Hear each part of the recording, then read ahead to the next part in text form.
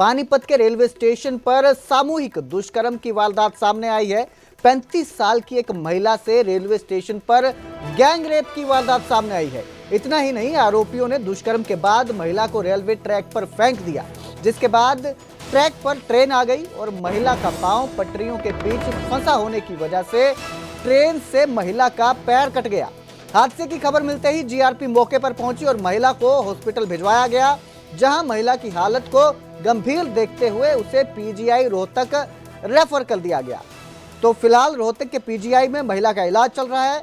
पानीपत के किला थाना क्षेत्र से 23 जून से यह महिला लापता थी।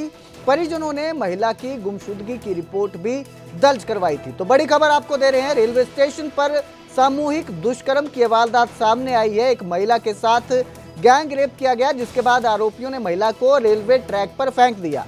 रेलवे ट्रैक में पांव फंसा होने की वजह से जब ट्रेन आई तो महिला का पैर कट गया, जिसके बाद मौके पर पहुंची जीआरपी की टीम ने महिला को हॉस्पिटल भिजवाया, वहां पर इलाज के लिए भिजवाया गया, जिसके बाद महिला की हालत को गंभीर देखते हुए उसे पीजीआई रेफर कर दिया गया है।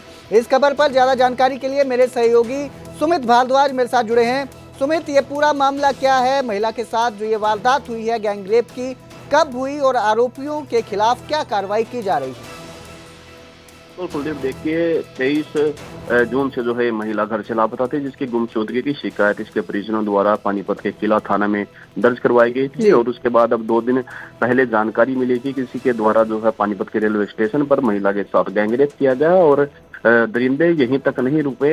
गैंगरेप करने के बाद जो है महिला को अपने साथ ट्रेन में बैठाकर सोनीपत ले गए और सोनीपत जाने के बाद जो है इसे रेलवे ट्रैक पर फेंक दिया गया। और रेलवे ट्रैक से जब ये उठकर दौड़ने लगी तो साथ में ही ट्रेन आ रही थी और ट्रेन की चपेट में आने से इसका पैर कट जाता है, जिसकी सूचना सोनीपत जीआरपी पुलिस को मिलती है और सोनीपत जीआरपी पुलिस द्वारा इसको सोनीपत के सिविल हॉस्पिटल में भर्ती करवाया जाता है, जहाँ से डॉक्टर इसकी हालत को गंभीर देखते हुए इसे जो है रोहतक पीजीआई रेफर कर देते हैं, जहाँ उसका रोहतक पीजीआई में अब इलाज चल रहा है। वहीं पानीपत पुलिस द्वारा किला थाना में 0 एफआईआर दर्ज करके एफआईआर जो है किला थाना को भेज दी गई है और अब किला थाना द्वारा एफआईआर 0 दर्ज करके जीआरपी थाना को भेज दी गई है और जीआरपी थाना द्वारा पूरे मामले की जांच की जा रही है। स्टेशन पर लगे सीसीटीवी कैमरे खंगाले जा रहे हैं और जीआरपी पुलिस द्वारा इसमें एक एसआईटी का भी जो है वो गठन किया गया है। जीआरपी पुलिस का कहना है कि जल्द ही आरोपियों को गिरफ्तार कर लिया जाएगा। आरोपियों की कोई जानकारी अभी तक सामने आई थी? कितने लोग थे जिन्होंने इस वारदात को अंजाम दिया और कहां से जो है ये महिला ट्रेन पर चढ़ी थी आरोपियों के साथ? इसका कोई सीसीटीवी फुटेज हाथ लगा है पुलिस के अभी तक? बिल्कुल, अभी तक सीसीटीवी फुटेज तो कोई पुलिस के हाथ नहीं लगा है, लेकिन पुलिस जो है पूरी सीसीटीवी फुटेज रेलवे स्टेशन पर जितने कैमरे लगे हैं वो चेक कर रही है। अभी तक प्राथमिक जानकारी में जो सामने आ पाया है वो सामने ये आया है कि 2 दरिंदे थे जिनके द्वारा महिला के साथ गैंगरेप किया गया। पानीपत के स्टेशन पर ही ये जो है पानी पीने के लिए गई थी, वहीं पर वे दरिंदे इसको मिलते हैं और वहाँ पर पीछे बने गोदामों में ले जाते हैं, जहाँ पर इसके साथ वो गैंगरेप की वारदात को अंजाम देते हैं और गैंगरेप की वारदात को अंजाम देने के बाद पानीपत रेलवे स्टेशन से ही इसको अपने साथ जबरदस्ती ट्रेन में बैठा लेते हैं और जाकर आगे सोनीपत रेलवे ट्रैक पर फेंक देते हैं। जी बहुत बहुत शुक्रिया इस तमाम जानकारी के लिए सुमित। तो ये बेहद गंभीर मामला है, एक महिला के साथ गैंग रेप किया गया और फिर उसे ट्रेन के ट्रैक पर फेंक दिया गया। फिलहाल पुलिस इस पूरे मामले की जांच में जुटी हुई है और आरोपियों को जल्द गिरफ्तार करने का दावा कर रही है।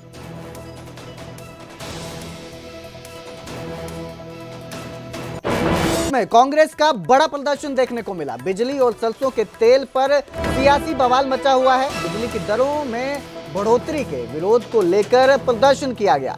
बीपीएल कार्ड धारकों के लिए सरसों के तेल के दाम में बढ़ोतरी पर हल्ला बोल किया गया।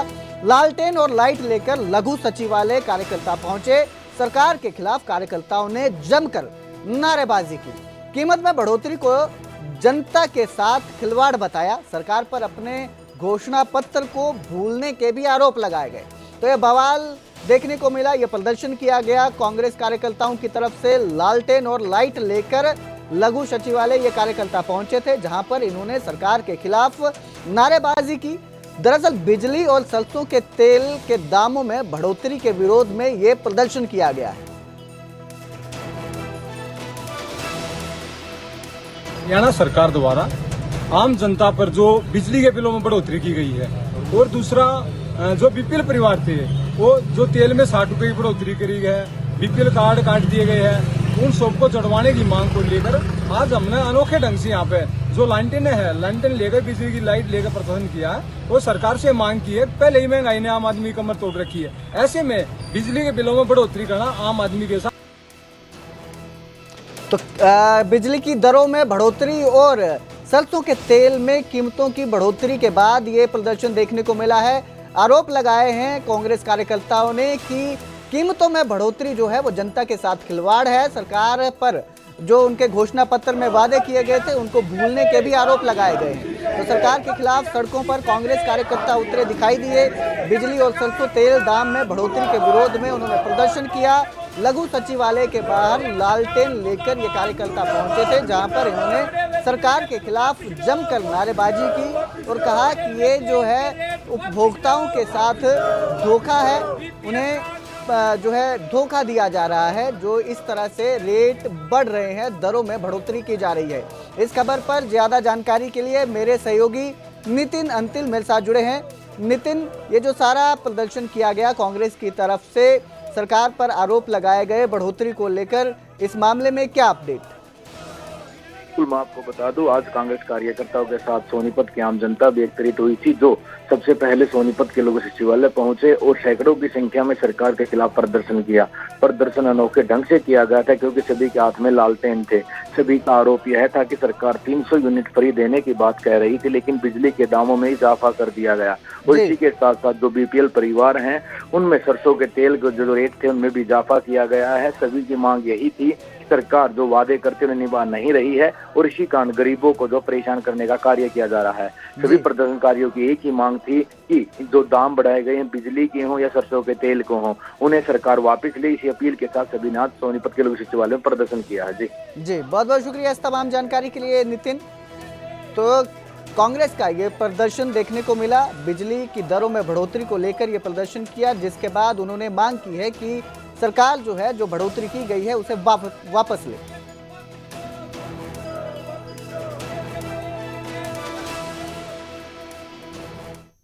तो उधर हिसार में एक प्राइवेट बस में आग लगने का मामला सामने आया। हिसार के हांसी ये बस जा रही थी। आग लगने के वक्त उसमें 40 यात्री सवार थे। सभी यात्रियों को सुरक्षित नीचे उतारा गया। फायर ब्रिगेड की टीम ने मौके पर आग पर काबू पाया। हिसार दिल्ली रोड पर रामायण टोल प्लाजा के पास यह हादसा हुआ। बताया जा रहा है कि जैसे ही गाड़ी से धुआं उठता हुआ दिखाई दिया, ड्राइवर ने उसी वक्त गाड़ी को साइड में लगाकर सभी सवारियों को बस से नीचे उतार दिया। मौके पर फायर ब्रिगेड की गाड़ी पहुंची, जिसने आग पर काबू पाया। गनीमत रही कि इस हादसे का सही समय पर पता चल गया। ड्राइवर की सूझबूझ की वजह से यात्रियों की जो जान है वो बचा ली गई। तो प्राइवेट बस है जिस पर आग लगने का ये मामला सामने आया। रामायण टोल प्लाजा के पास जब गाड़ी से धुआं उठने लगा तो ड्राइवर की सूझबूझ की वजह से सभी यात्रियों को सुरक्षित बचा लिया गया, जिसके बाद फायर ब्रिगेड की टीम ने मौके पर पहुंचकर इस आग पर काबू पाया।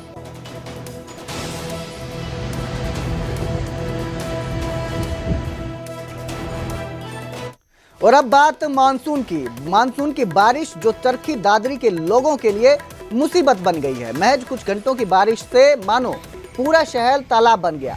सड़कें हो या गलियां, घर हो या बाहर, हर जगह पानी ही पानी देखने को मिल रहा है। डीसी निवास के बाहर भी जल जमाव है। ये जल जमाव लोगों के लिए परेशानी बन गई है। बारिश शुरू होने से पहले ही प्रशासन ने बड़े बड़े दावे किए थे, लेकिन अब उन दावों की पोल खुल गई है। सड़क से गुजरने वाले लोग परेशान हैं। आलम यह है कि आपको हर जगह पानी ही पानी दिखाई दे रहा है। घुटनों तक सड़क और गलियों में पानी भरा हुआ है, जिससे चाहे आप गाड़ी में जा रहे हैं या पैदल जा रहे हैं, सभी को परेशानी का सामना करना पड़ रहा है। बारिश तो ज्यादा बारिश हुई कौन जी, थोड़ी ही बारिश हुई है। थोड़ी ही बारिश में देख लो क्या हाल हो रहा है लोगों का। और ये अक्सर ही कोठी दिखा दो एक बार, ये डीसी एसपी की कोठी है, एसडीएम की। यहाँ इन अपने लिए तो मोटर वोटर लगा रखी है, सारे पुख्ता प्रबंध करने लग रहे, कट्टे काटे ला रखे। गरीब आदमी का क्या समाधान है? इनने तो अपने कर रखे, लेकिन इसमें गरीब आदमी का क्या समाधान? पहले तो इन गरीब आदमी का निकालना चाहिए। पहले अपना करने लग रहे हैं, बाद में पब्लिक का करेंगे। ये पब्लिक की सेवा करता ही बैठे हैं, खुद की सेवा करता ही बैठे हैं। तो ये भाई साहब ये देखो 2 घंटे में क्या हाल हो रहा है। डीसी निवास के सामने ये हाल हो रहा है। हमारा तो क्या हाल होगा जी। विधायक साहब ने कहा था कल भी 2 घंटे में पानी निकलवा दूँ, अब तो कुछ नहीं हो रहा है जी। यहाँ पर हम तो परेशान हो रहे हैं। हमारी खरामाती हो रही है जी, दुकान बंद पड़ी है। आने जाने वालों को बहुत ज़्यादा परेशानी हो रही है, कुछ भी नहीं हो रहा जी यहाँ पर। और अब बात करेंगे चरखी दादरी की, जहां बीडीपीओ दफ्तर में सीएम फ्लाइंग ने छापेमारी की। इस दौरान दफ्तर में खाली कुर्सियां मिली, एक नहीं बल्कि 9 कमरों में खाली कुर्सियां पाई गई। सुबह 10:45 पर एक भी अधिकारी या कर्मचारी टाइम पर ऑफिस में नहीं मिला।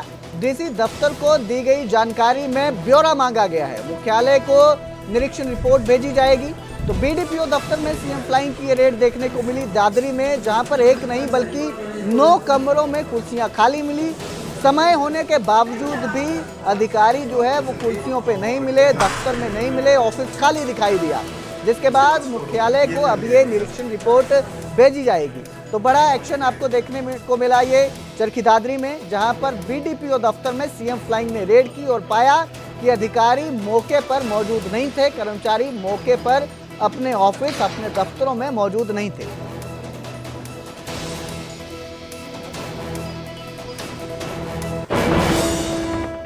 और अब आपको दिखाते हैं अंबाला कैंट में बने मिनी सचिवालय की कुछ तस्वीरें, जहां हर तरफ गंदगी ही गंदगी फैली हुई है।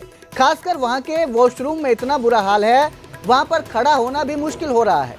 मिनी सचिवालय में हर विभाग का कार्यालय है, इस कारण लोगों का आना जाना भी लगा रहता है। पीएम मोदी स्वच्छ भारत अभियान चला रहे हैं, लेकिन यहाँ उस अभियान की खुलेआम धज्जियां उड़ाई जा रही हैं, लेकिन किसी को इसकी फिक्र नहीं।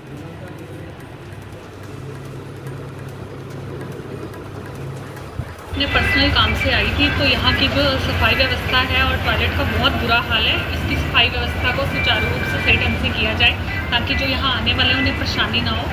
में संज्ञान में आया है, तो हम म्युनिसिपल काउंसिल के एग्जीक्यूटिव ऑफिसर को मैंने बोला है, तो वो रेगुलर बेसिस पे यहाँ सफाई कर्मी अपने रखेंगे। वॉशरूम्स को, स्पेशली जो आपने लेडीज वॉशरूम की जिक्र किया, उसकी सफाई रेगुलर बेसिस पे करवाएंगे और सुनिश्चित करेंगे आगे से सैनिटेशन के इशू हमारे कार्यालय में ना